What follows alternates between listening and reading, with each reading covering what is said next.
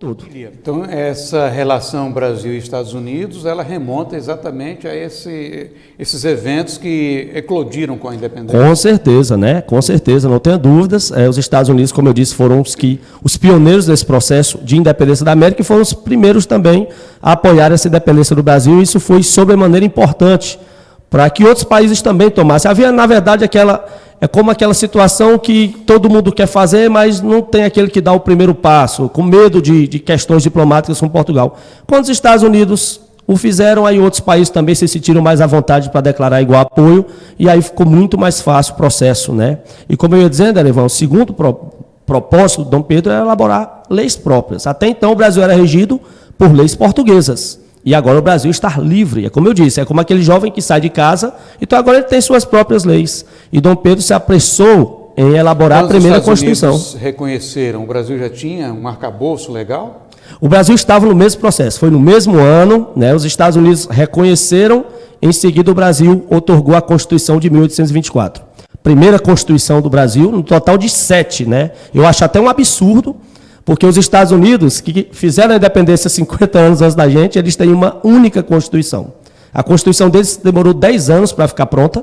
Ela ficou pronta apenas em 1787, mas ela é a única. Eles nunca mais mudaram, é óbvio. Ela tem algumas adaptações, como, por exemplo, a emenda constitucional número 13 do Abraham Lincoln, que abolia a escravidão no país. No início, a Constituição americana manteve a escravidão. Posteriormente, houve essa emenda constitucional. O Brasil, que é mais jovem, já teve 7 constituições ao longo da história, né? A de 1824 foi a primeira.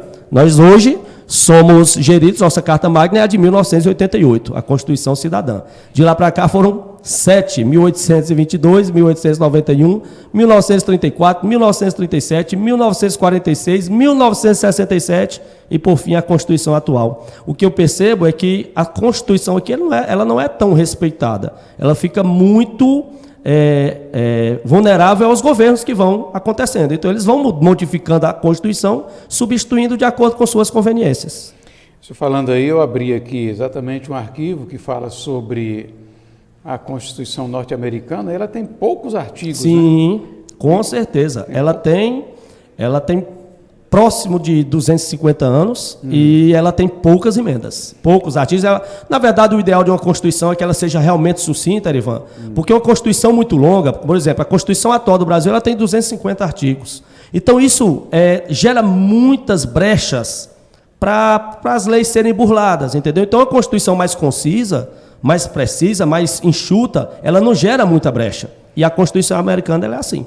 Ela é mais respeitada também. Não né? tenha dúvidas, né? Não tenha dúvidas. Bom, professor, e já que o senhor tocou nesse ponto da Constituição, o processo da independência, ele também tem um link, né, com esse fato, com a Constituição, no sentido de que quanto mais a Constituição respeitada, mais também elementos que apontam nessa direção da independência? Na verdade, a primeira Constituição, o Dom Pedro ele convocou a Assembleia em 1823, todas as províncias votaram, na época eram províncias, não eram estados, né?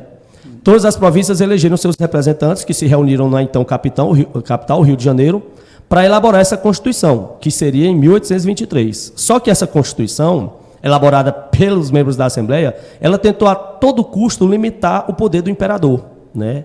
E o imperador, quando teve acesso ao teor da Constituição, ele rejeitou. Rejeitou e tratou de elaborar uma outra, que é a de 1824, que é a que realmente teve validade, que era uma Constituição com um caráter mais centralizador. Dom Pedro entendeu que naquele momento era necessário um poder mais centralizado, porque era um período de transição e que precisava ter um pulso firme para conduzir os rumos do país, caso contrário ele poderia se perder, né? Toda grande ruptura, se você não tiver realmente o pulso firme para conduzir, você pode se perder no caminho, o país virar uma anarquia, né? Então é por isso que ele defendia uma Constituição realmente mais centralizadora. A Constituição de 23 ele rejeitou, proposta pela Assembleia, e otorgou uma Constituição. Otorgar é impor, pessoal. A primeira Constituição brasileira foi imposta porque ela tinha um caráter mais autoritário, mais centralizador. Porque Dom Pedro achava que era necessário esse caráter centralizador para fazer essa transição para iniciar o Brasil realmente livre. Pois é, quando o senhor fala aí, a Constituição Americana, eu estou vendo aqui na internet...